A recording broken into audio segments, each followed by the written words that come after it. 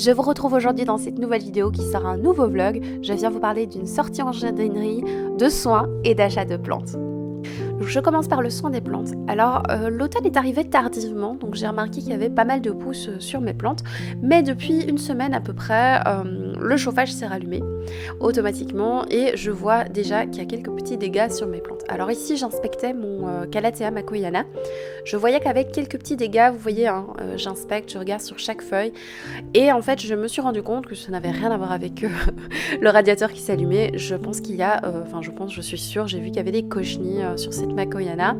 Donc voilà, je me suis occupée de le traiter et je me suis occupée aussi, surtout, de ma Calathea zebrina parce que vous le voyez, hein, elle ne va pas très très bien alors que je l'avais arrosée il n'y a pas tellement longtemps. Et donc j'ai un petit peu inspecté, j'ai remarqué qu'il y avait des feuilles un petit peu jaunes et effectivement il restait encore pas mal de trips. Donc les trips sont arrivés aussi sur mes Calathea, sur cette Calathea là en tout cas. Effectivement, je vous en ai déjà un petit peu parlé, hein, mais comme l'automne tarde un petit peu, eh bien il y a encore des invasions de trips chez pas mal d'entre nous. Et donc je me suis occupée de traiter avec un petit produit. Et comme je voyais que ça ne suffisait pas, quelques jours après, quand c'était l'heure d'arroser mes plantes, j'ai décidé de les doucher. Donc je douche presque toutes mes plantes, en tout cas toutes les grandes plantes, je les douche pour les arroser et pour arroser aussi leur feuillage parce que ça permet d'enlever les poussières.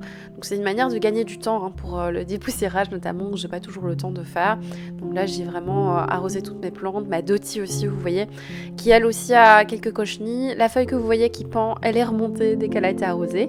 Celle-ci va bien aussi et alors on a mon Mamaranta Light Vein qui avait aussi besoin d'arrosage. Ensuite, je partage avec vous une petite sortie en jardinerie. Ça faisait longtemps que j'avais plus été aux pépinières de Boisfort, donc me revoilà. J'étais venue pour regarder ce qu'ils avaient comme plantes, mais aussi pour la déco d'automne, parce qu'ils ont souvent pas mal de déco. Et là, j'étais un peu déçue, c'était fin octobre, et ils avaient que ça. Mais bon, j'ai tout ce qu'il faut en matière de coloquinte, donc voilà, ils avaient que ça et des trucs de Noël. Donc là, pour le coup, j'étais un peu déçue. Sinon, au niveau des plantes, on a à l'entrée des bébés plantes, hein, un petit peu de tout. Enfin, vraiment, des petites plantes fleuries, le genre de plantes vernies aussi qu'il faut surtout pas acheter. On voit, il y a des épipremnums, pas mal de plantes pendantes. Très très chouette rayon de plantes pendantes. J'ai vu un Seniscior Rowellianus variegata qui me tentait beaucoup, mais vous voyez le prix est assez haut. C'est 44,95 € et moi je suis pas prête à mettre ce prix là pour une plante que je suis pas sûre qui va survivre chez moi. Il y a des jolis Oya. Le rayon de Calathea est assez incroyable. En tout cas pour le moment, au moment où je suis allée, le rayon de Calathea était vraiment bien fourni. J'ai pas craqué pour des Calathea, même si celle-là je la trouvais formidable, vous voyez. Parce que je trouvais que les plantes étaient très très grandes et j'ai vraiment un manque d'espace chez moi. Et vous voyez, il y a une fleur sur cette Calathea. Comme je vous disais, ils avaient plutôt des décos de Noël et on était vraiment fin octobre quoi. Alors oui, je vous montre un petit peu les plans de tout ce qui est déco parce que ça va peut-être vous intéresser. Alors moi je suis un peu difficile en matière de déco, mais bon, il y a quand même des petites choses.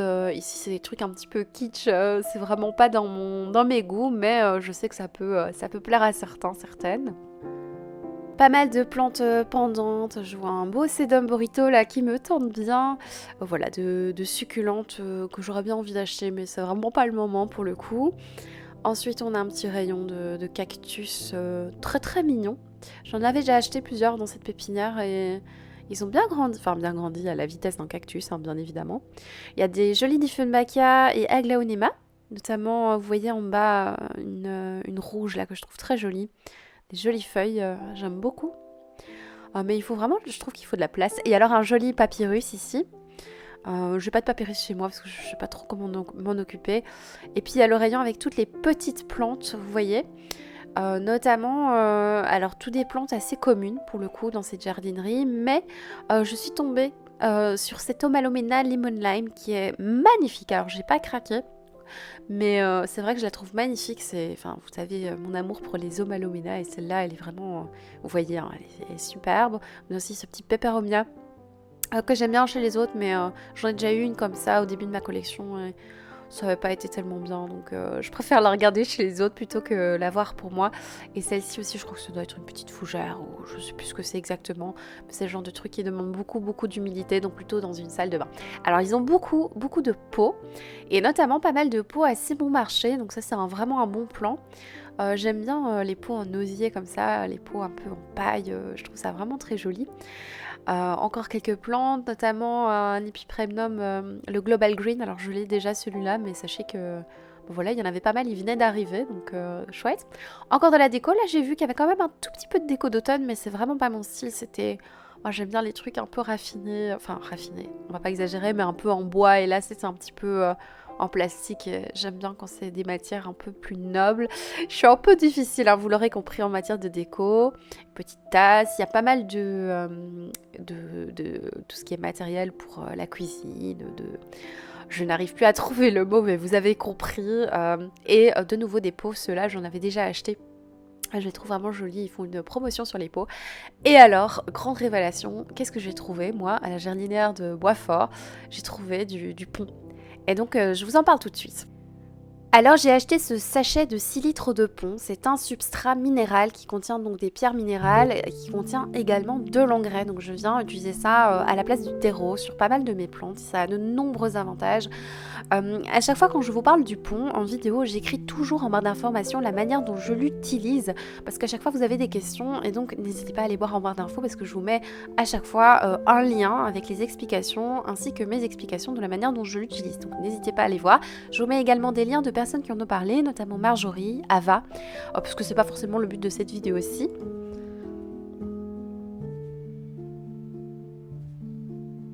J'ai aussi acheté ce petit pot, j'avais craqué sur les grands pots, mais pour finir j'ai acheté le petit pour mettre mon Brancianum. J'ai également acheté un petit pot qui rentre tout à fait dans ma déco, c'est un pot qui est aimanté, qui m'a permis de mettre mon Epipremnum Marble Queen et je l'ai attaché sur ma nouvelle jardinière qui est aimantée aux joies.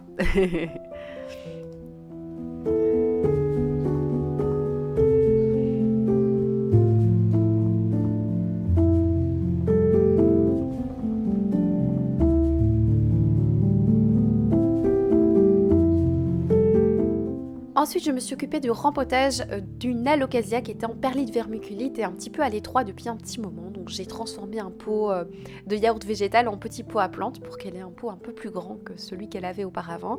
Et j'ai fait mon mélange de perlite et vermiculite. Alors c'est un mélange qui a été préconisé par la youtubeuse Jungle Eden et qui marche vachement bien pour tout ce qui est alocasia notamment. Ça fait un moment que je teste ça et ça marche super bien. Donc le mélange perlite vermiculite est un mélange qui va permettre la culture en hydroponie et contrairement au pont dont je vous ai parlé précédemment, c'est pas un mélange qui contient de l'engrais, donc il faudra apporter de l'engrais si on l'utilise à long terme. Et donc je fais ce mélange alors quand on utilise la perlite, je vous conseille vraiment de mettre un masque parce que c'est super mauvais d'inhaler la petite poudre là de perlite. Donc j'ai dépoté ma plante qui était vraiment trop à l'étroit, vous allez le voir. Et en fait, j'ai gardé une partie de la perlite vermiculite qu'elle contenait déjà et j'ai rajouté la nouvelle.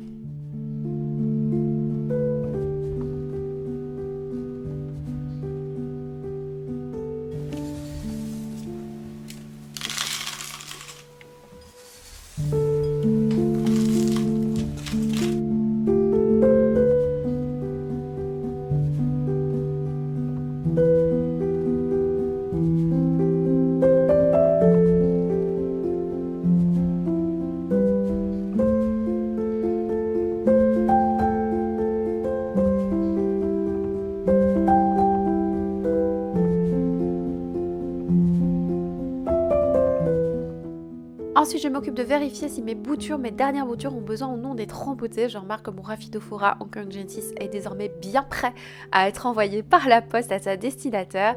Ensuite, je m'occupe de ce petit Synapsus pictus Silver Hero qui a besoin effectivement d'être rempoté. On a ces Maranta qui ont pas mal de racines, voire même pas mal de radicelles. En fait, elles sont vachement prêtes. Cette petite Maranta aussi, donc je vais faire des petites potées de Maranta, ça va être trop chouette. Et je remarque que mon Philodendron Pink Princess, donc la bouture que j'ai faite de mon grand Philodendron Pink Princess n'est pas prêt du tout, hein. Vous voyez, il y a des petites racines, mais c'est pas suffisant. En tout cas, je trouve que c'est pas suffisant pour être empoté. Et donc, je m'occupe de faire tout ça.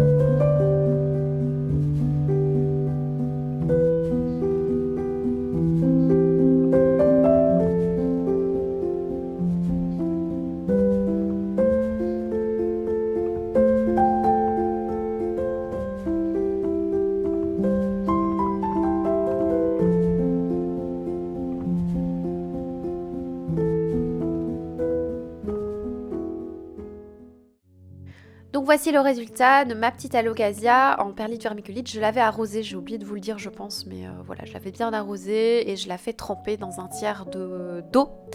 Voilà, donc elle se plaît vachement bien, elle fait des nouvelles feuilles, c'est trop chouette. Ensuite, je viens regarder si mes autres plantes n'ont pas besoin de soins.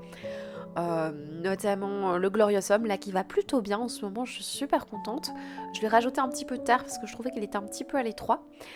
Sinon oui, celui-là il a l'air d'aller vachement bien, donc pas besoin de sang, je vérifie toujours un petit peu. Ensuite ma Jacqueline, je vérifie si elle n'a pas soif, parce qu'elle ne trempait plus dans de l'eau, mais sa perlite vermiculée était encore bien humide, donc je n'ai pas rajouté.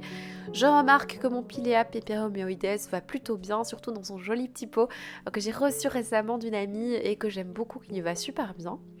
Ensuite, mon Amorphicus schiferiana, si je ne me trompe pas de nom, qui va bien, même si j'ai remarqué que ses feuilles étaient un petit peu molles, donc je pense qu'il avait un petit peu soif, comme il était en pont. C'est pas toujours facile à voir s'il a soif ou pas. Ensuite, ma Monstera taille constellation, qui fait une nouvelle feuille, trop chouette. Ensuite, une nouvelle acquisition, je me suis racheté un Silver Blush, un Anthurium Silver Blush, parce que le mien est au bord de la mort. Donc je l'ai mis en eau, l'autre, en attendant de le sauver, mais j'avais trop mal au cœur.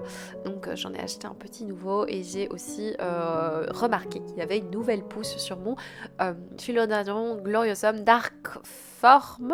Dark quelque chose, et visiblement mon Pilea Morito va plutôt bien, ses feuilles grandissent bien, donc c'est trop chouette. Mon Alocasia Sariane, non, je sais plus, bref, je sais plus son nom, il va plutôt bien, sa feuille grandit bien, donc c'est super chouette. Et là, il y a quelques jours, je viens de mettre les derniers sachets. Je pensais pas en remettre cette année, mais comme il y a encore des trips, je me suis dit, bon, tant pis, j'ai mis 6 sachets dans mon appartement de prédateurs contre les trips. Voilà, c'est tout pour cette vidéo, j'espère de tout cœur qu'elle vous aura plu, j'espère vraiment que vous allez bien. Si vous avez des questions, n'hésitez pas à regarder en barre d'infos si je n'y ai pas déjà répondu. Gros bisous!